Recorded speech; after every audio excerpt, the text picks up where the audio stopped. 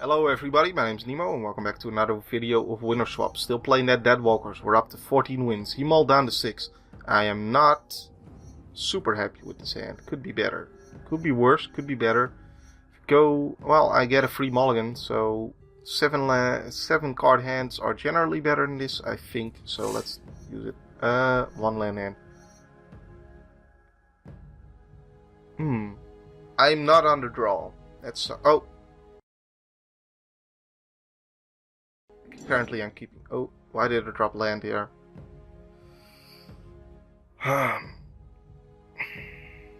Automatic land drop, automatic keep. This is not good. Okay, what do we do here? What are we doing? What are we doing? What are we doing? How can I salvage this? Turn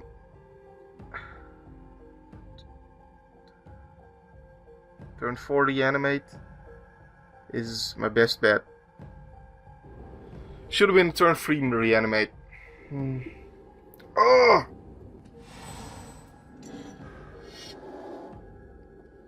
Oh, I am kicking myself. That was bad. And he's playing a deck with counter spells. Turn 4 reanimate. Oh man. I'm drawing land. Maybe I should just... since he's playing Mind Maze, this is so much worse as well.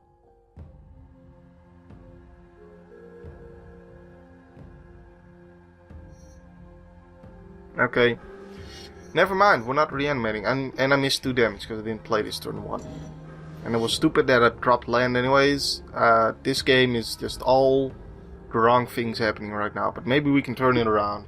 Maybe we can turn it around. It took too long evaluating those hands. It happens to me every once in a while and it sucks when it does. Alright, strong start from Mind Maze, something we do not want to see.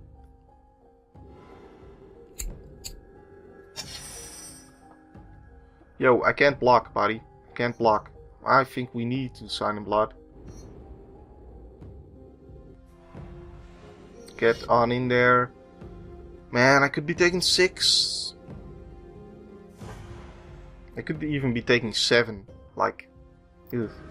And the 2 from the sign in blood I'm inflicting upon myself here. There's a land at least, and a flashback marauder can be very useful here. With that quest for the Grave Lord open as well. Okay, we're only taking 4. Yay. And no play. Well, probably a counterspell, but let's see what it is. So maybe I just play Butcher Ghoul here instead of Flashback Marauder. It can at least block the 2/2 and...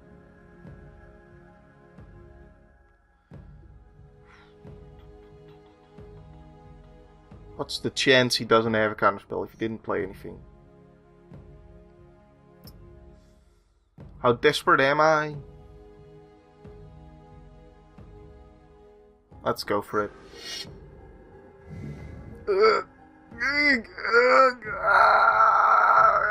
No! Oh man. Yep. Alright. Alright. Still just 4, but it probably means he has another counterspell. Bill Nye, the science guy.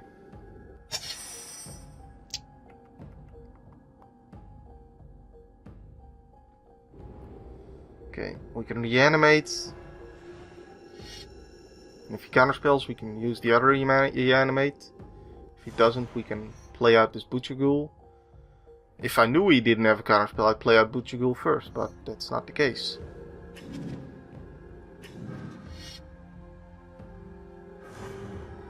Okay. Good, that makes this smaller as well. We get 2 counters here.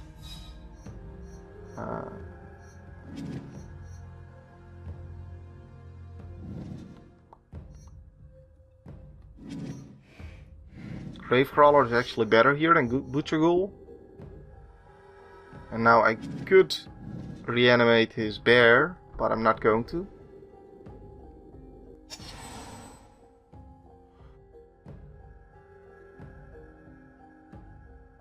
I can't really end up taking too much more life off myself with reanimate. So I'm taking 2 and then 5. Well, maybe he blocks this dude. Let's hope it.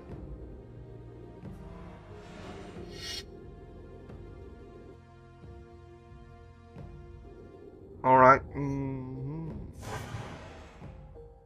So I'm just dead to his advance pretty much.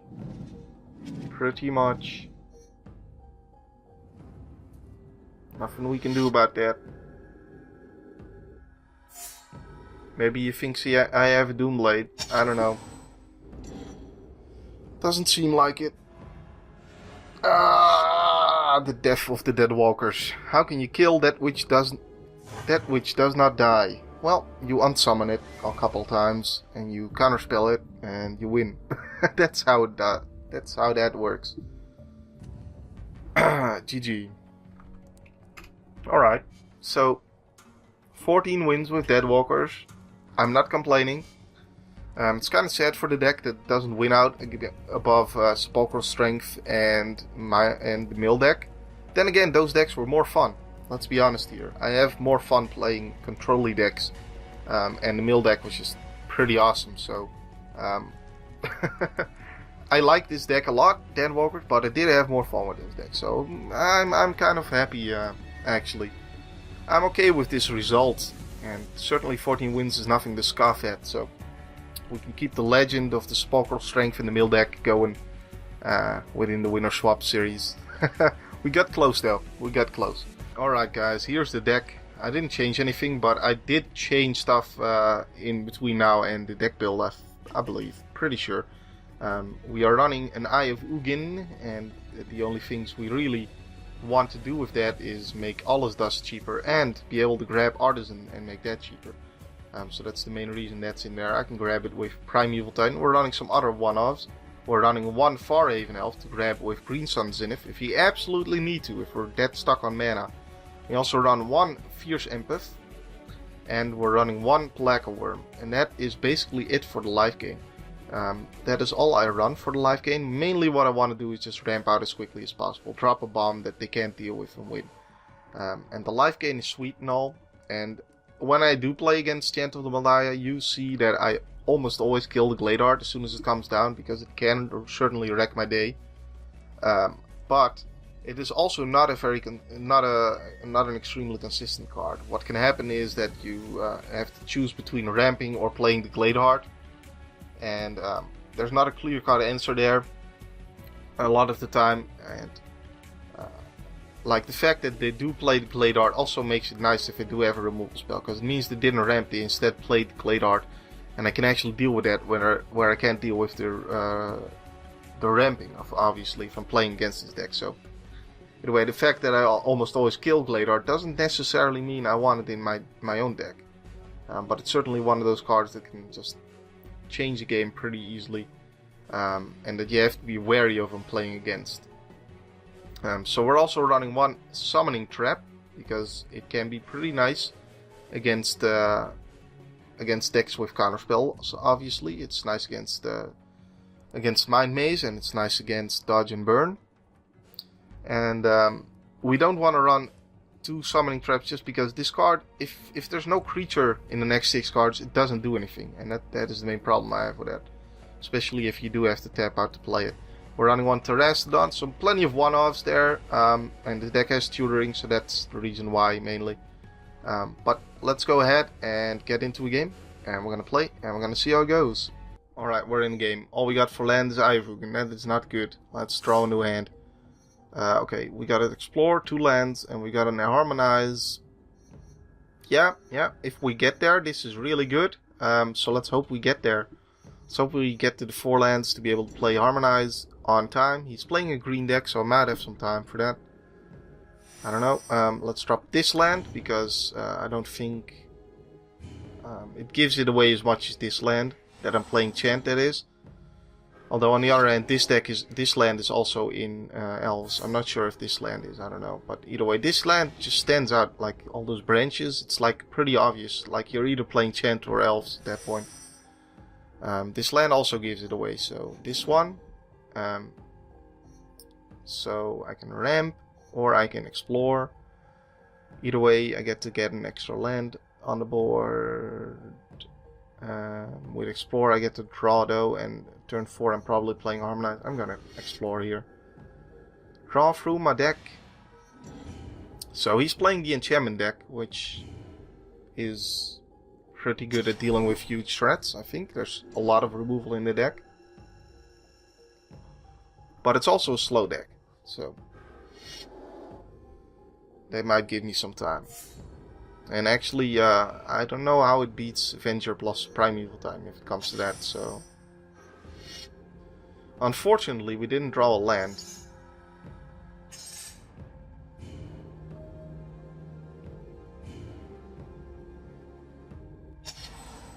Instead we drew a second Primeval Titan, or did we draw that immediately and drew the Oracle Madiar? I don't remember really. I think the play is going to be Harmonize rather than Oracle. Because either way, if there's 2 lands anywhere near the top of my deck, I'm going to be able to play them out and have a Primeval Titan to turn after. So he's just going to be pretty aggressive here, it seems. And that seems to me like a pretty good idea against his deck, obviously. Drawing cards and being aggressive. Not bad. Not bad at all. Green Sun Zenith. Well, that's interesting. We're going to play Harmonize, though. And what are we drawing?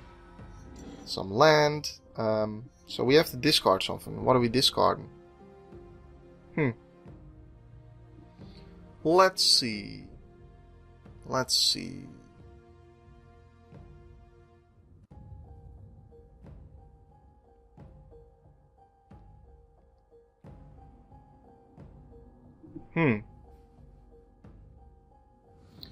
I can discard a Primeval Titan.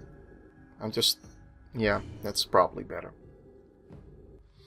I was thinking about, like, with the Primeval Titan, I can get Eye of Ugin, and then with Eye of Ugin, I can grab one of my Eldrazi that gets something back, so I could drop Avenger in the graveyard for that. But there's no guarantee that I'm gonna even have time to do all that, so. And this way, like, I drop this, I probably wipe the board after, and then I drop Avenger and then get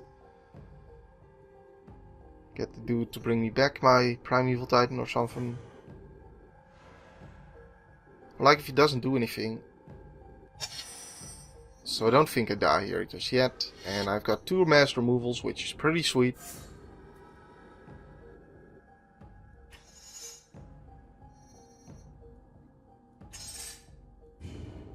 Eye of Ugin. So if I mass removal, he doesn't basically play anything on the board. I take that turn to grab an Eldrazi dude. In that case.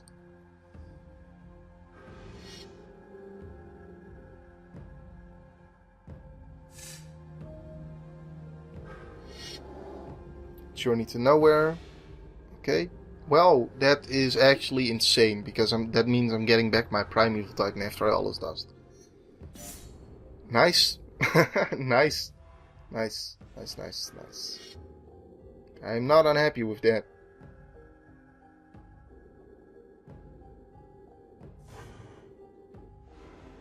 Alright.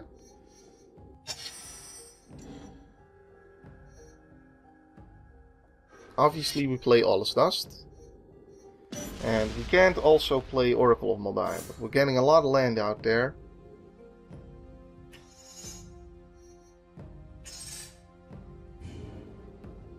Maybe I Green Suns.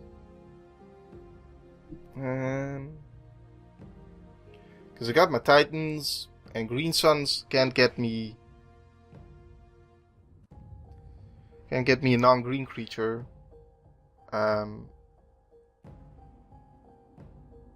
So the only question is, do I want Scoot Mob or do I want the 8/5 that he can't target later on? Well, let's wait with the Green Suns. in case I need to get the 8/5 that he can target later on. Okay, she has removal for everything.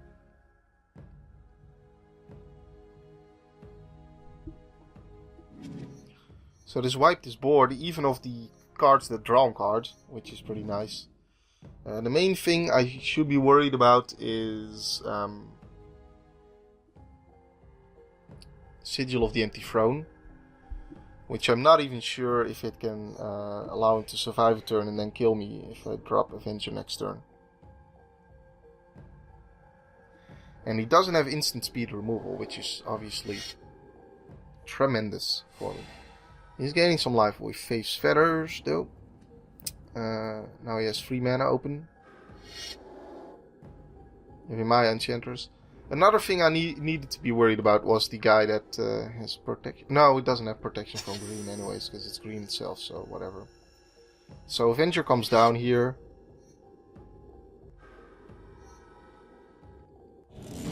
And we're dropping land.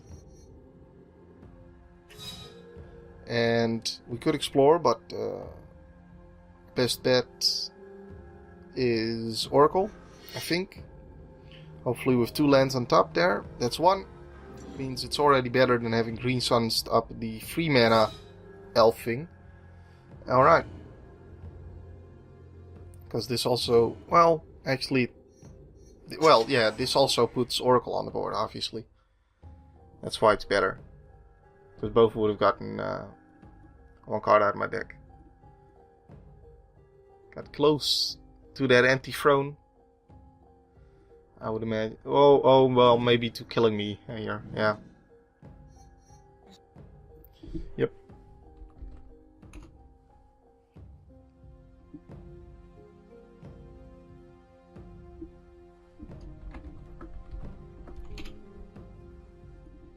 Alright, well, he's quitting, apparently, so now we get to play against the AI. The Phantom Mage AI. It is indeed quite a Phantom Mage, because the Mage doesn't actually exist now. So, I guess that's a Phantom Mage. Yeah, it's pretending to be a Planeswalker, and actually it's an AI. And, I mean, that's a fitting title for the AI, isn't it? So he has that thing, but it doesn't have protection from green, fortunately for me.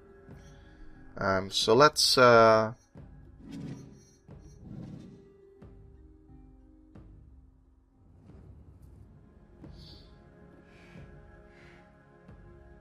I don't actually have 7+7 to do that. Alright, let's actually explore a couple times. There's land. There it is. And there's land. And what else can we do? We can explore and then rampant growth. That would cost 4. Yeah, sure, we'll do that. We shall do that. Let's just go nuts here. Let's just go nuts. Okay, now they get +2. Yeah, this is enough, definitely.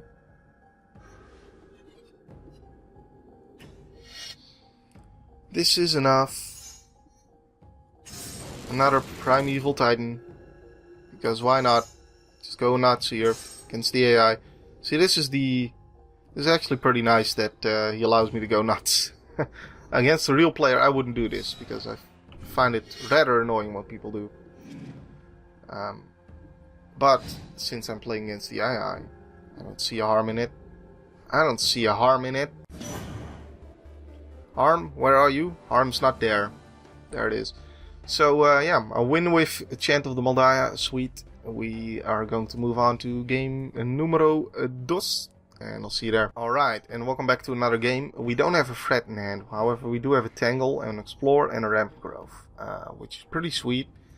Lots of ramp here. We will probably get to 6 mana.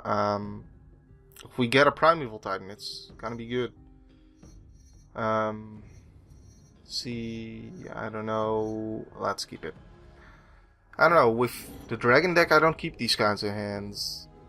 But with this deck, I think there's a little bit more threats in the deck, so that means there's more chance of drawing them. But it's not a big difference. Maybe this isn't the right idea to keep a hand like this when I don't have a threat. Are we playing against the Same deck again? No, we're not. We're playing against Band. Playing against Band. Alright. So, obviously we're gonna Rampant Growth or Explore here.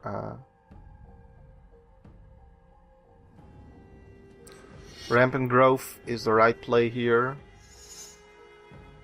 because I'm probably still exploring next turn anyways, and if need be then I can also Tangle or play another Rampant Growth or another Explore or whatever. So that leaves that option open. If I wasn't guaranteed to play another ramp next turn, maybe I maybe there is something to be said for playing Explore instead of Rampant Growth, because it gets you deeper into your deck. But in this case I think Rampant Growth first was the right decision. There's another Rampant Growth, sweet. So maybe we draw into yet another Explore. That would be sexy. Didn't happen. Okay, I think we can survive another turn, so Rampant Growth it up. And we did draw Mass Removal here, which is nice. We still don't have a threat though. But his deck does kind of walk right into Mass Removal, usually. One would expect him to attack with this dude.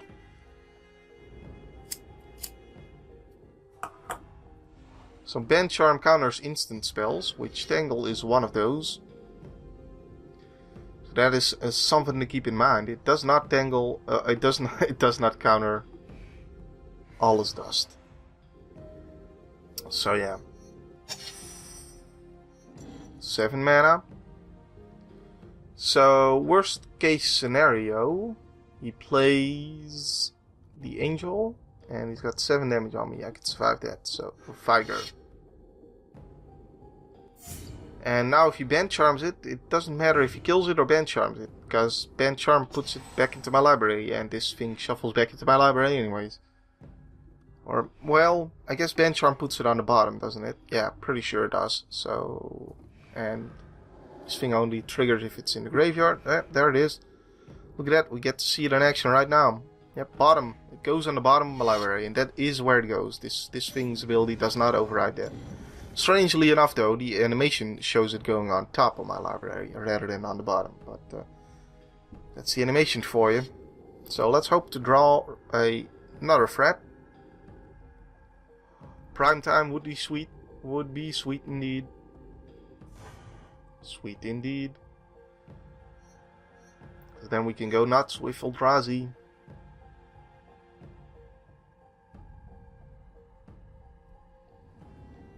Taking a long time to take 4 damage.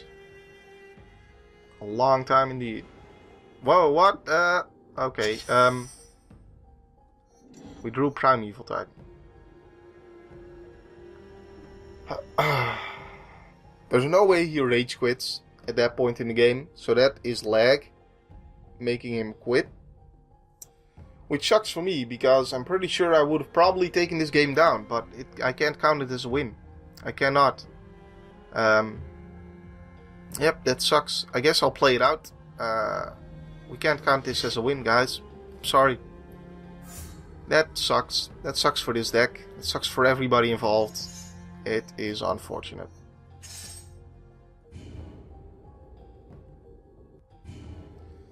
Yep.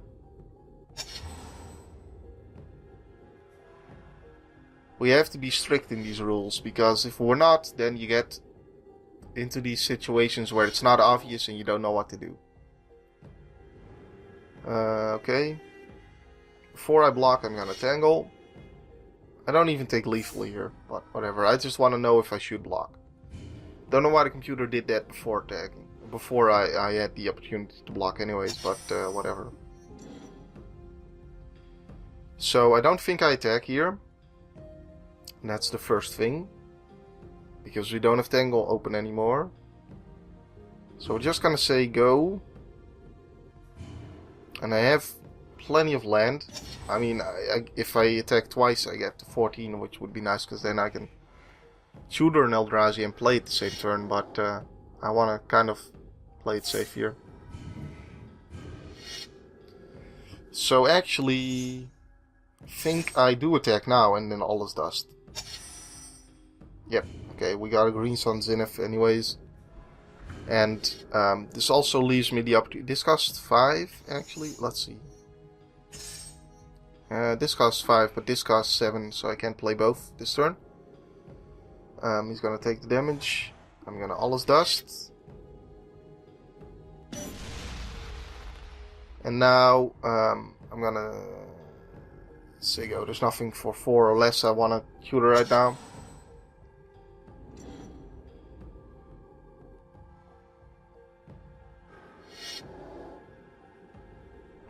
That's interesting. That can help against Eldrazi for sure. Okay, so this costs 7, I'm at 13. Huh. Well, guess we're playing this instead. Avenger. And then next turn we drop the Artisan and get back Prime Time.